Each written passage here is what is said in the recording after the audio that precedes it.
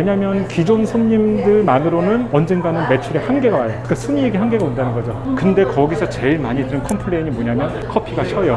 제가 먹기에는 그렇게 시지 않았거든요. 근데 일반인들이 먹기에는 커피가 셔요. 제가 만약에 대형 카페나 유명한 바리스타라면 솔직히 상권은 그렇게 중요하지 않을 것 같아요. 근데 저는 그렇지 않은 사람이기 때문에 상권을 많이 유동인구가 어느 정도 있는 거를 봐요. 유동인구가 어느 정도 있으면 여기는 제가 카페 창업을 하기 전에 계속 오던 단골 카페입니다. 그런데 여기가 14년 차예요. 그것도 이 한 자리에서 카페를 10년 이상 한다라는 게 믿겨지십니까? 근데 맞은편에는 스타벅스 있고 메가커피 있고 옆에는 백다방이랑 각종 프랜차이즈 카페들 엄청 많습니다. 가서 사장님께 바로 물어보죠.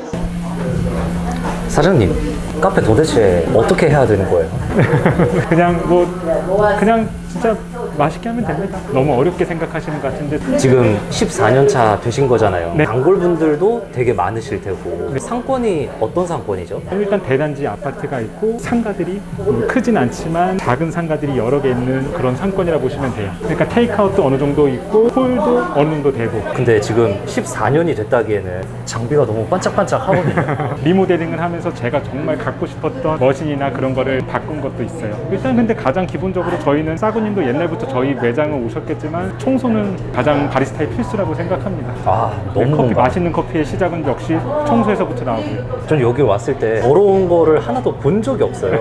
10몇 년 동안. 이건 당연하죠. 손님들 커피 맛보다 이런 청결 쪽을 더 먼저 신경 쓰는 사람이 많아요. 저희 카페 같은 경우는 바리스타를 위한 카페가 아니라 그냥 커피를 좋아하는 일반 손님을 위한 카페가 맞다고 봐요. 그래서 저희는 그런 걸 좀 더 중점을 많이 보는 편이에요. 당연히 그런 대중화 데일리 커피를 많이 추구하는 거고요. 그라인더는 세대를 쓰고 계시잖아요. 네네. 하나는 저희가 2012년도에 제가 처음 만든 블렌드. 포인트로 따지면 뭐 2차 팝 정도에서 배출한 그런 원두라 보시면 되고요. 얘는 2018년도에 저희가 두 번째로 출시한, 원래 그 전에 또 출시한 게 있었어요. 산미 그 당시에 되게 유행했던 모모라 내추럴이고 스페셜티가 있었는데 그거는 반응이 안 좋아서 한 1년 정도 하다 뺐고 그 다음에 두 번째로 출시한 2차 팝 절정이라 얘기할게요. 강배전에 콩 있고 하나는 디카페인, 싱글빈, 필터 커피용, 그리고 더치. 손님들 원두 사가실 때 분쇄하는 용도라고 보시면 될 것 같아요. 그럼 아까 산미 있는 원두 하시다가 금방 그만두셨다고 하셨잖아요. 네. 지금 원두 세팅이 그러면 중배전과 강배전 이렇게 두 가지. 네, 맞습니다. 이렇게 로스팅을 할 때 2차 팝을 절정을 가지만 쓴맛은 최대한 나지 않고 기분 좋은 쓴맛이 나게 쌉싸름하게 막상 드셔보시면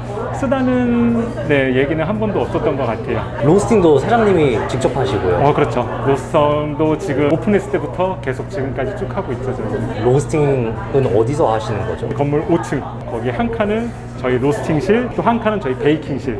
여기에 건물 주인이신 건가요? 아니, 다 임대예요. 근데 다른 데 카페랑은 좀 다르잖아요. 중배전과 강배전만 한다니 산미 있는 거를 안 하고. 제 얘기가 뭐 정답은 아니니까 그냥 가볍게 들으시는 게 좋을 것 같아요. 저는 상권에 맞는 커피 맛과 상권에 맞는 추출 세팅은 있다고 생각해요. 그냥 제 개인적인 생각입니다. 커피를 시작했을 때 한 16년 전이죠. 그때는 카페를 다니면 다 쓴맛이 많은 커피가 많았어요. 커피숍들. 필터 커피 역시 그랬고요. 근데 저는 로스터리 샵을 오픈했잖아요. 그래서 저는 좀 다른 커피를 좀 보여줘야 되겠다. 그렇게 생각해서 그 당시 블렌드에 에티오피아가 들어간 블렌딩을 했었죠. 처음에 한 달간은 좀 괜찮았어요. 오픈빨이라서 그런지 잘 됐는데 그 한 달 이후에는 매출이 그냥. 근데 거기서 제일 많이 드는 컴플레인이 뭐냐면 커피가 셔요. 제가 먹기에는 그렇게 시지 않았거든요. 근데 일반인들이 먹기에는 커피가 셔요. 그래서 그걸 빨리 캐치하고 바꿨어야 되는데 그 3개월 동안 매출이 뚝 떨어지면서도 저는 그냥 그래도 내 고집을 세웠었죠. 그러다가 이제 돈은 점점 없어지고 그때부터 빨리 바꾸기 시작했죠. 그래서 로스팅 방식이나 그런 블렌딩, 그런 비율을 아예 싹 바꿔가지고 중강배전 커피를 했죠. 근데 그때부터 되니까 확실히 매출이 달라져요. 그래서 그런 걸 좀 많이 느꼈어요. 상권에 맞는 커피 맛이 있다.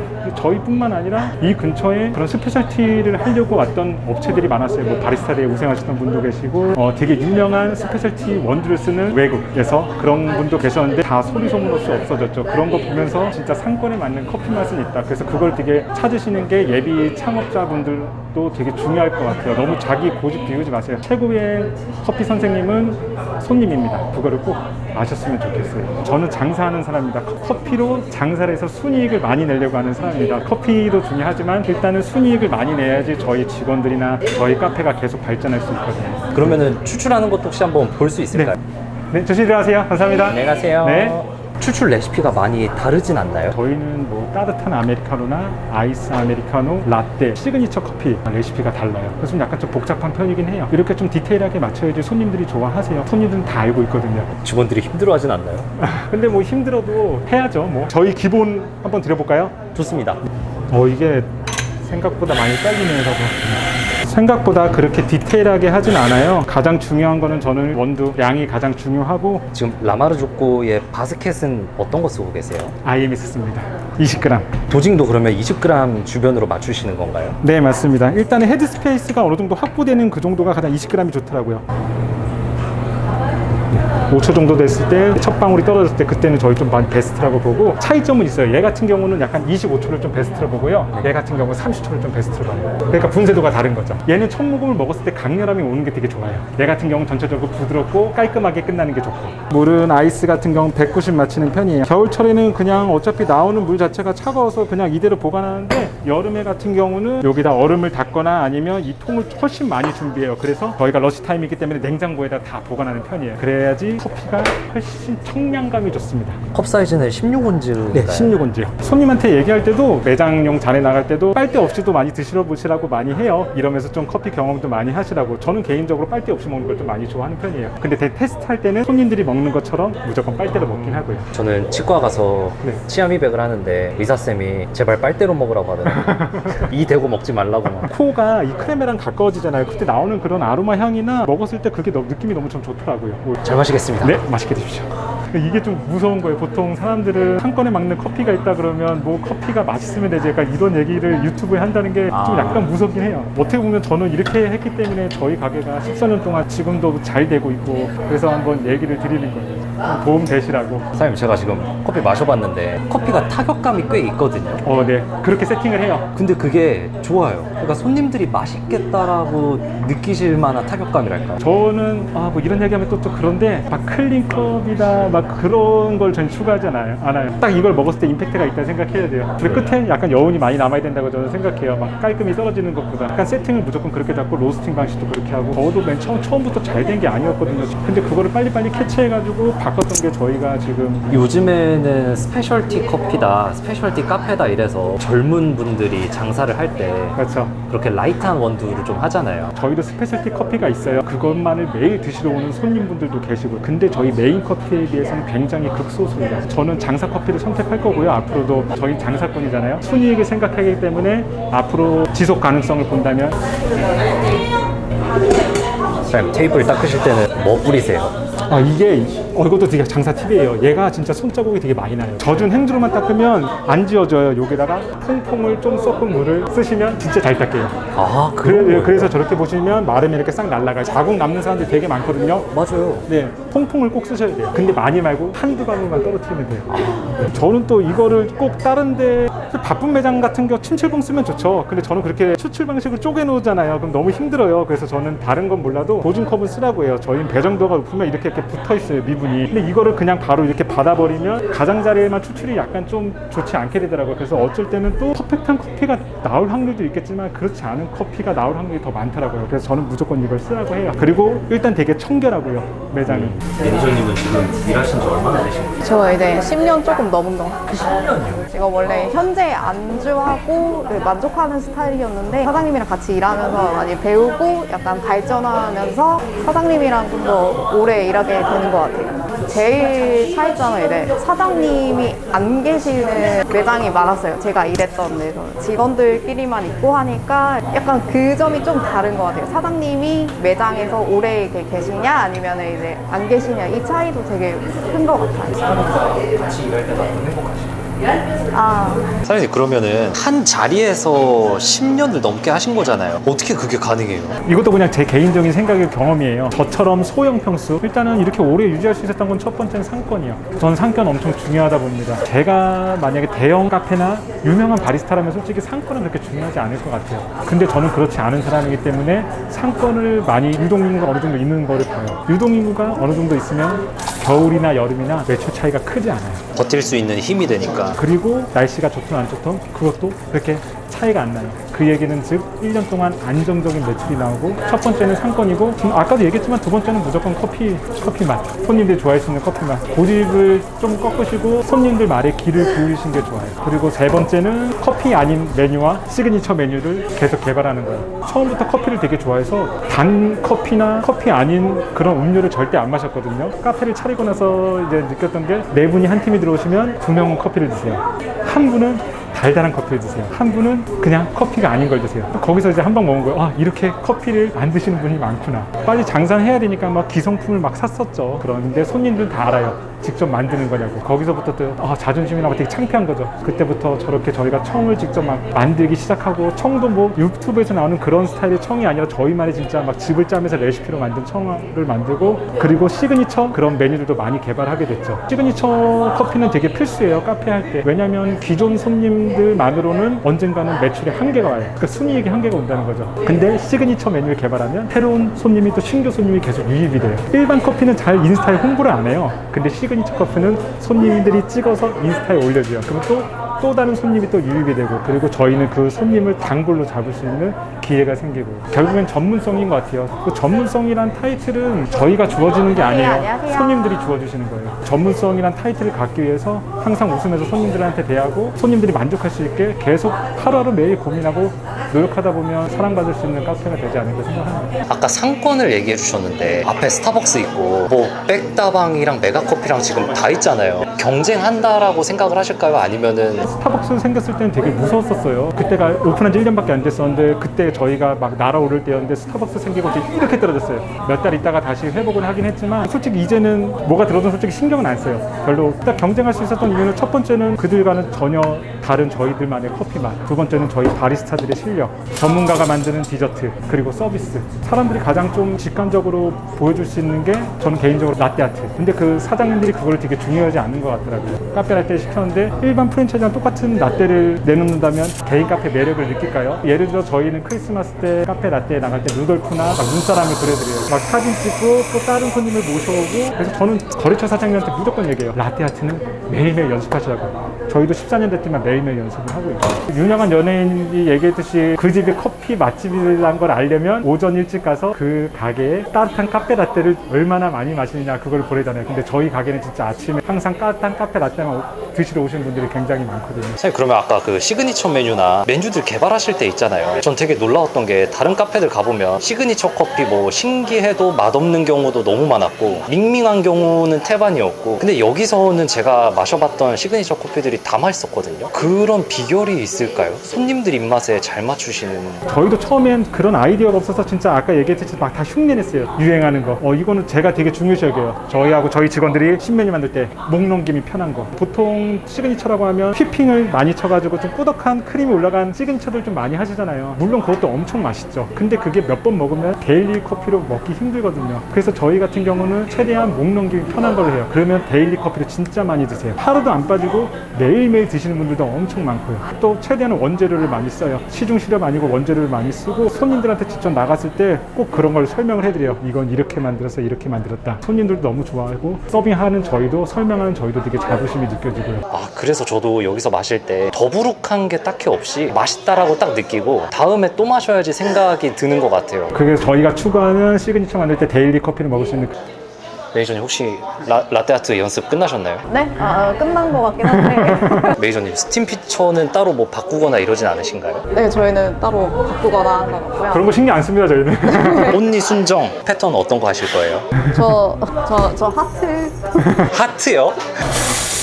매니저님 같은 경우에는 아침 쪽으로 오시는 건가요? 저는 보통 오픈하고 있습니다.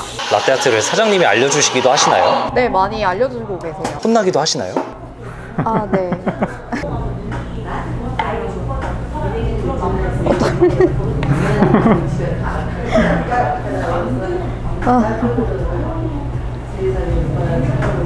평소에 10분의 1도 안 나온 겁니다. 확실한 장담하는데. 평소에 10분이 네, 손이 떨리고 있어. 근데 사장님, 저는 신기한 게 지금 이게 카메라에 다 담길지 모르겠는데 폼질이 왜 이렇게 좋아요? 공기 주입을 초반에 너무 많이 주입하는 것보다 저희는 약간 이 표현이 말지 모르겠어요. 쪼개면서 주입한다고 해야 될까? 말을 뭐라고 설명을 해야 될지 모르겠어요. 장비를 따로 뭐 건들거나 이거는 스팀 팁을 바꿨습니다. 라마르조코의 스팀 팁을 바꾼 거예요? 좀 작은 걸로 바꿨어요. 라마르조코뿐만 아니라 좀 약간 구멍이 큰 것들이 많잖아요. 저희도 거래처 다니면 뭐 심해도 그런가 아무튼 그런데 그런 것들도 바꾸시면 훨씬 퀄리티가 좋아요. 매니저님, 오멜라스로 오셨었잖아요. 왜 오셨었어요? 사장님 물어요. 팬입니다. 그래서 오늘 차 드신 거예요. 그래서 차를 드시길래 사장님, 저는 또 되게 신기했던 게 저도 여기에 처음에 단골이 됐었던 이유 중에 하나가 카페에 들어왔을 때라든지 메뉴를 받을 때 사장님이 되게 설명을 잘 해주시잖아요. 웃음 항상 장착하시고 이런 거에 대해서도 혹시 좀 카페가 잘 되는 이유 중에 하나일까요? 100%죠. 저희 같은 소형 카페는 저는 서빙도 직접 하는 게 좋다고 봐요. 그러면서 서빙을 하는 이유가 뭐냐면 손님한테 인사 한 번 더 하고 또 메뉴 설명을 할 수 있잖아요. 어떻게 드시는 게 맛있다. 이거는 또 어떻게 만들었다. 손님들이 눈이 반짝반짝해져요. 아, 여기 전문성 있어 이런 느낌으로. 막 키오스크 두고 키오스크 쓰시는 것도 좋지만 저는 안 씁니다. 이렇게 저는 소통하는 게 너무 좋아요. 이런 거를 혹시 직원들한테는 어떻게 알려주세요? 이런 서비스를? 이렇게 얘기하면 제가 좀 성격이 안 좋아 보이는데 안 하면 혼나죠. 처음에 그래서 다들 많이 좀 힘들어해요. 보면요 이렇게까지 막 친절하게 해야 되나 했는데 결국엔 제가 이런 모습을 보여주면 제가 가르치지 않아도 결국에는 해요. 매니저님의 이런 모습을 보면 다른 직원들도 똑같이 따라하고요. 위에서부터 좀 조진다. 네, 정답을. 매니저님, 저 그러면 또 매니저님한테 궁금한 거 있어요. 그러면 여기서의 목표가 있으세요? 목표야? 손님들을 다 내 팬으로 만들어버리겠다라든지. 네. 약간 실력은 제가 가르치면 되는데요. 사람 인성은 못 가르쳐요. 근데 이 친구는 저보다 훨씬 어리지만 제가 많이 되게 존경하는 그런 인물 중에 하나예요. 존경하는 사람 쓰라 그러면 전 얘 이름 쓸 거예요. 손님들 자체도 인정하고요. 어떤 손님은 제가 오전에 항상 로스팅하고 있으니까 가끔 제가 있으면 이 친구가 사장인 줄 알아요. 그 정도로. 네네. 너무 좋죠. 옆에 이 친구가 있어서 제가. 보통 이런 경우에 그 아이는 어떤 기분이 들죠? 숨고 싶으신. 퇴근하고 싶습니다. 크림 라떼 2잔 나왔습니다. 사장님, 지금 제가 또 보니까 캐리어라든지 컵을 요즘은 엄청 휘황찬란하게 제작하잖아요. 그런 거는 또 안 하신 것 같아요. 저희가 14년 동안 한 번도 커피값을 올린 적이 없어요. 아메리카노 값. 네. 지금 14년 동안 저희 아메리카노 값이 3,500원 똑같아요. 테이크아웃은 500원 할인해주고. 사장님, 지금 생두 가격이. 와, 거의 2배 올랐잖아요. 2배죠, 진짜. 뭐 힘들죠. 워낙 인건비도 많이 오르고. 근데 이렇게 함으로써 계속 저희는 찾아오시는 만큼 매출은 더 계속 오르고 있고요. 너무 욕심부리면 장사는 안 되는 것 같아요. 그래서 그런 거를 굳이 안 해도 될 것들은 아니에요. 그게 하나에 보통 한 100원씩 차이 나거든요. 그러면 우리가 1000개, 10,000개 그렇게 나간다고 보면 그게 또 엄청 누적이 돼요. 진짜 필요한 뭐 선물용 세트나 그런 거는 제작을 이쁘게 하죠. 카페를 이렇게 14년 차까지 하시면서 중간중간 오는 번아웃 있잖아요. 엄청 오죠. 엄청 와요. 장사를 오래 하는 방법인 것 같아요. 제가 한 자리에서. 저는 아직까지도 커피가 너무 좋아요. 그냥 로스팅하는 게 너무 재밌고요. 커피 내리고 라떼하고 손님 얘기하는 게 너무 좋아요. 막 새로운 생두가 오면 다음날 볶을 거 너무 막 설레고 막 직원들한테 빨리 먹어보자. 좋아하는 일을 하고 계신 거군요. 네, 정하는 일도 돈을 버니까 더 행복하죠. 본인이 지금 바리스타를 되게 좋아하시는지 한번 진지하게 한번 생각해 보시는 것도 되게 좋을 것 같아요. 저는. 네, 여기 앞에 놔주시면 됩니다. 드세요. 감사합니다. 어떤 건지 적어드렸어요. 사장님, 또 그런 말이 있잖아요. 카페를 해서는 먹고 사기 힘들다. 이런 얘기하기 그렇지만 저는 이거 하기 전에 토목일을 했었거든요. 번아웃이 와가지고 카페를 차린 건데 잘하면요 결혼도 하실 수 있고 집도 사실 수 있고 차도 사실 수 있고 애기도 사실 수 있고 절대로 돈 못 벌지 않습니다. 애는 지금 초등학교 4학년 되고 이제 초등학교 2학년 됩니다. 둘 다 딸입니다. 따님분들도 커피를 좋아하시진 않나요? 완전 아빠 가게 물려받고 싶다고. 그래서 저는 이렇게 얘기했어요. 여기 아빠 가게 아니고 매니저님 가게라고. 이거는 아빠가 쉽게 해서 얻은 가게가 아니기 때문에 그런 거는 쉽게 물려줄 수 없어요. 1층은 매니저님 걸로 알고 있고 5층은 저희 걸로 알고 있어요. 사장님, 그러면 괜찮으시다면 따님분들을 저희 로스팅 공장으로 보내주시면 혹독하게. 나중에 아이들이 카페를 한다면 똑같이 커핑부터 해가지고 아주 그냥 혹독한 훈련을 시켜야죠. 커핑 주니어. 원두와 커피에 대해 까대기 먼저.